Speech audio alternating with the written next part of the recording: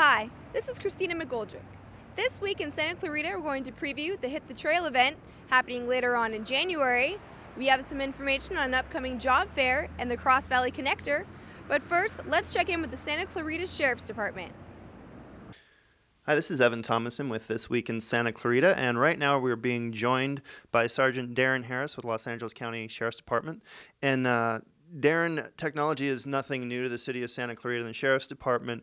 What's the latest gadget you have to show us? Well, Evan, today we're excited to talk to you about our latest technology that we're implementing and putting into the field and a better effort to protect our residents. And that's the wireless fingerprint device. It's actually called the Blue Check wireless fingerprint device. It's a Bluetooth type device that actually uses a PDA. This is the newest in technology to help our deputies in the field and to help us better protect the residents. These particular devices consist of two items. One is your BlackBerry, which is similar to any PDA that you might have, and the second part is the wireless fingerprint device itself. Okay. Now the deputy only has to carry this wireless fingerprint device in his pocket when he contacts a resident or motorist, that type of thing, and with this device, it will wirelessly transmit a fingerprint back to the car within 30 feet, which will then be ran through a database in Los Angeles County. And this particular device can run up to 10 million fingerprints in about 2 minutes. Wow. So it's a very handy tool. We're excited about it. So basically the application for this would be you pull over somebody who doesn't have ID. What's the benefit to the officer? The key to this technology, and it is very new, so it currently only accesses our Los Angeles County Sheriff's Department database. So if a person has been booked into our system at any point in the past, then they will come up with a hit. So the advantage it offers us, it doesn't currently run the DMV database system or some of the other database systems that are out there. But the advantages that it does offer the deputy in the field is that if there's a question about identity and the deputy has legal standing and all the other facts surrounding it to be able to run the person's fingerprint, then it will give them the ability to do that in the field, to at least run those 10 million fingerprints. The other side of it is if a person's been pulled over and let's say they're driving without a license and they don't have any ID on them, well, in the past, we'd have to take that person into the jail, book them into the jail system and fingerprint them there, which, as you can imagine, is a timely process. It's not only inconvenient for the motorists, but it's also a timely process for our deputies, and it takes up a lot of resources, not only the deputy's time, but the radio car driving back and forth to the station, the booking process, the jailer involved there. So if we are able to utilize this system to identify that person in the field, we can simply issue them a citation and they'll be released in the field. So what we hope through this technology is not only is it going to help us better protect the residents, but it's going to free up and best utilize our resources so that we can be doing other things that are more important to protecting the community. So that's a big plus for us. We're looking toward that. Darren, the Santa Clarita Valley Sheriff's Station always seems to be on the leading edge of technology. We did a show on the T3, and now this. How much use are these in Los Angeles? Well, we are on the cutting edge of technology. We're always looking for ways that we can kind of stay a step ahead and help protect our community. These particular devices, the sheriff, Lee Baca, made the determination that we needed to get these out into the field. We've been given 9 at our station, which will be deployed very soon. We're in the process of training and writing our station orders on them. So we're real excited about that. So the sheriff and the city and the Santa Clarita Valley Sheriff's Station realizing the importance of these type of technology and how we can better serve. Why don't we look exactly how it works? So I'm your suspect, and unfortunately I left my wallet at home. So how do we do this? So the deputy would simply pull out this device and calibrate it, which I just did there. Then the deputy can press the button here. The power button is on, you press the green, and then you simply have the person put their index finger on this device here. And then once the index finger is there for about 2 seconds, it'll receive that print, and then we go on and we do the other index finger, and then it will send it back. So then at that point the deputy's done, it automatically transmits the data back to the car, to the PDA system. In the meantime, the deputy can continue his investigation or his conversation or what have you, and after about 2 minutes, he'll get a return on this PDA device and an audible tone on both devices, which will tell him whether or not there was a hit, or hit meaning that the person was found, not necessarily that they're wanted or something along those lines. And then it's going to transmit a picture and the other information about this person back to the deputy. So that deputy could then run it through other databases if he's on legal standing to do so. And then as you can see from there, we can better protect the community to ensure that this person is in fact who they are telling us that they are. There are times where we'll run across people and they will give us a false name, and in the past we've had really kind of no way to verify that without taking them into the station or going through a much more extensive cross-examination or further investigation. So now we will have another tool, and again, this is just a tool. We're not going to use it as our sole point of arrest or anything like that, but another tool to help us determine, hey, who is this person?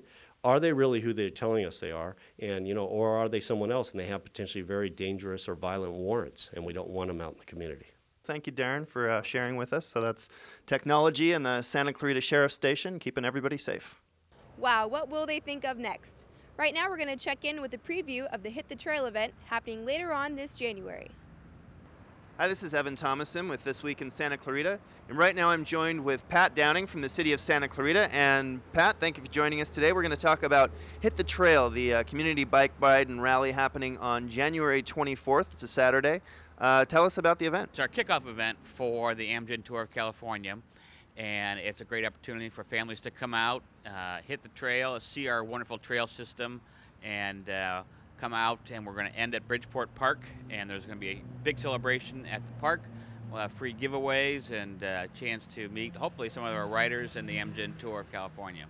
Okay, so there's actually several elements to this event, so let's take them one at a time. First of all, it's a community bike ride, and there will be 3 different starting points from around the city of Santa Clarita. I know the mayor is on board, and as well as the city council members, so residents will have a chance to ride with them.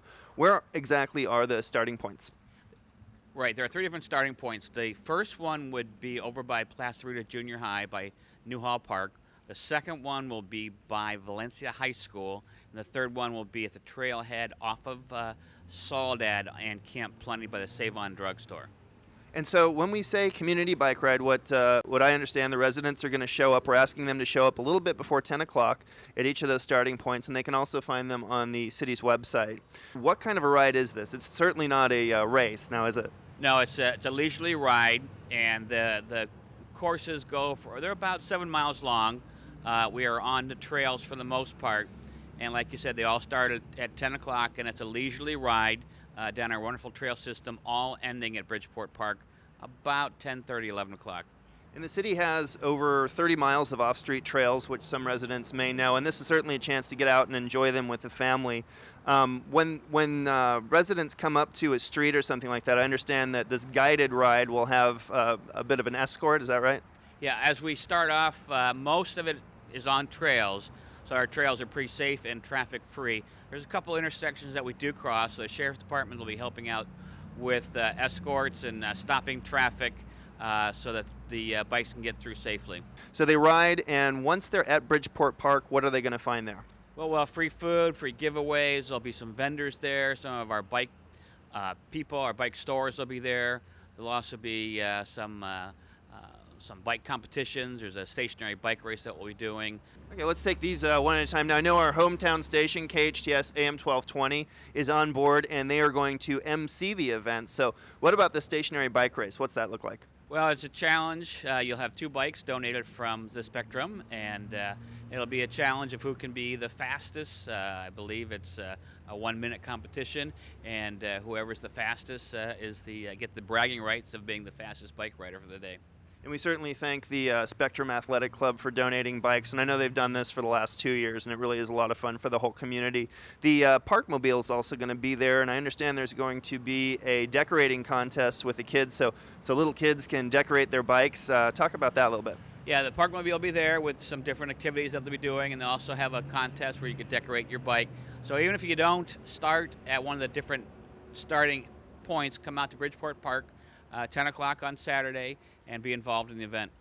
So as you did mention, this is going to be it really is a celebration of Santa Clarita's healthy lifestyle and 30 miles of off-street trails, but this is really the kickoff to the Amgen Tour of California, which is going to bring all of its glory and bring Lance Armstrong this February 21st. Talk about the Amgen Tour of California.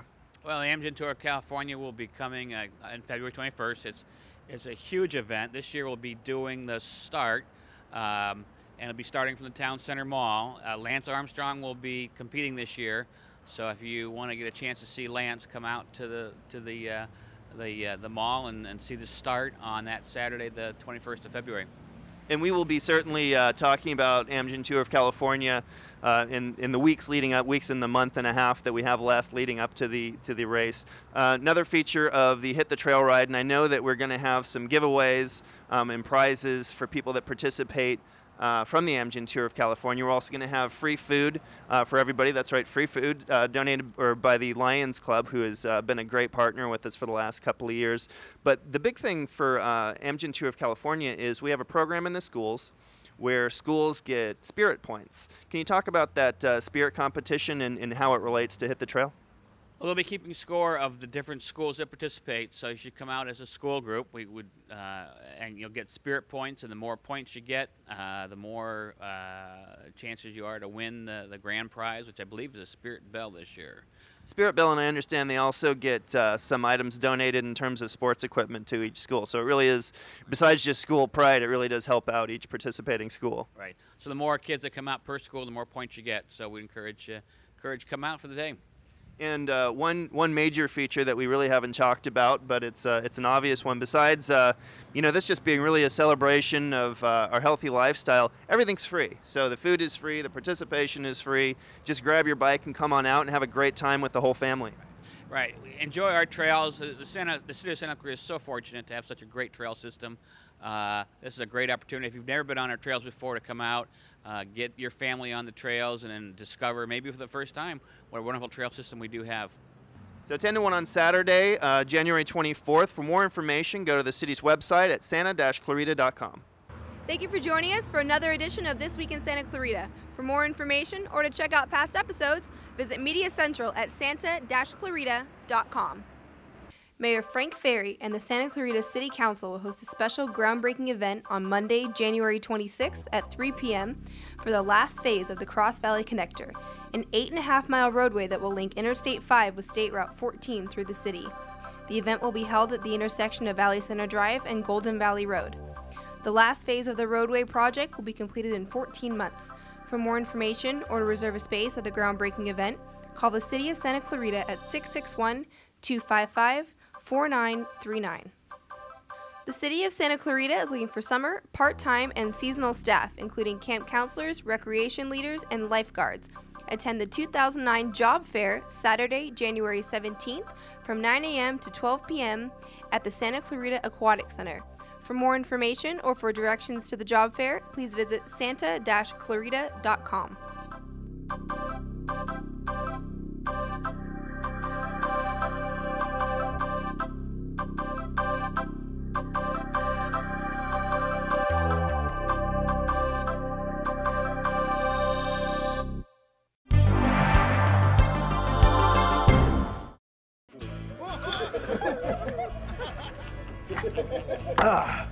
Hey, Mike, give me another one.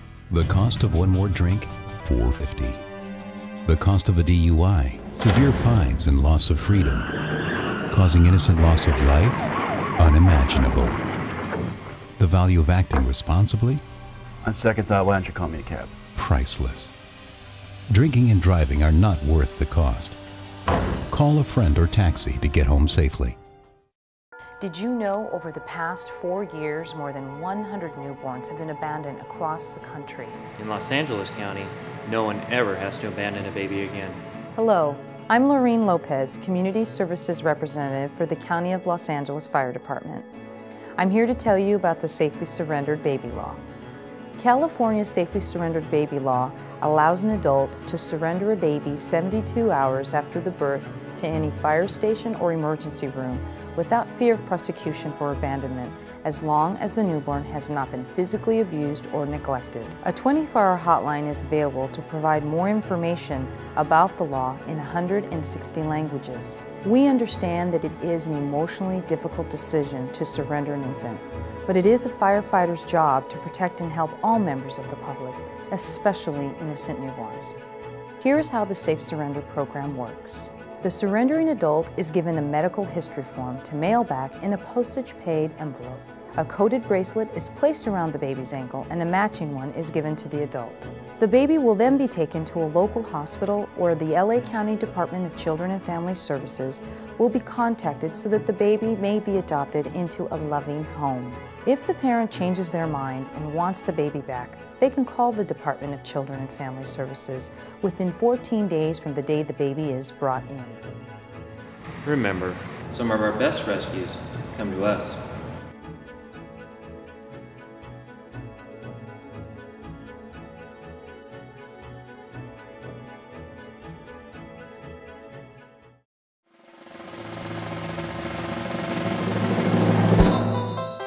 What comes to mind when you think of Stevenson Ranch? Brand new community? Upscale homes? What about oil? Not really? Drive down Pico Canyon Road just past Stevenson Ranch and you'll come to a state park at the end of the road. That's Mentryville. Today it's a ghost town with a big old house, a few other buildings, and not much more than some wonderful scenery. But turn back the clock and you'll come to a time when Mentryville teemed with oil workers and flowed with black gold. The year was 1876, and Charles Alexander Mentry, as in Mentryville, did what no one else had done in California. He drilled the first commercially productive oil well in the state, and he sent his oil to San Francisco by way of the state's first successful oil refinery in Newhall. Eventually there were about 75 oil wells in the canyon, and the whole thing turned into the Standard Oil Company of California. Oil production slowed down at the turn of the 20th century, but it didn't stop altogether until 1990. After 114 years, Mr. Mentry's famous well number 4 was the longest running oil well in the world when it was shut down. Want to learn more about Santa Clarita Valley history? Click on scvhistory.com or stop by the Saugus train station in downtown Newhall weekends 1 to 4.